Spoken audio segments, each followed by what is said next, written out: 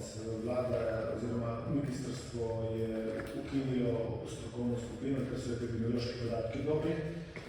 Vidimo tudi, kaj se dogaja okoli. Ravno zato želimo ta del vodenja epidemije preseliti na NIJZ.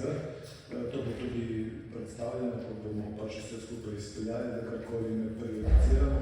Dogovorjeno je, tudi glede na sklep vlade, da bo dr. Fafangeli to stvar sestavil in vodil.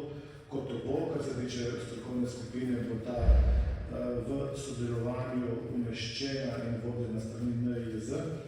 Na MZ, se pravi na našem ministrstvu, bo pa skupina, kjer bomo delali seveda brainstorming in bomo našli način, kako COVID pacijenta umestiti v naš zdravstveni sistem tako, da zdravstveni sistem deluje, se ne ustavlja in vse to bomo predstavili najkasneje do 15. septembra. Bodo pa vsa izhodišča znana že prej.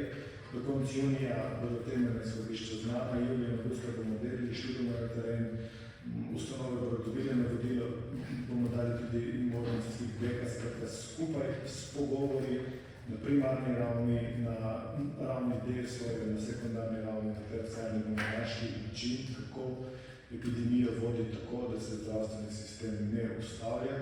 Strategija bo predstavljena, kateri kriteriji bodo predstavljeni in strategija se ne bo spreminjena. Tako kot jo bomo predstavili v začetku septembra, tako bo ostala, temeljila bo na stroki.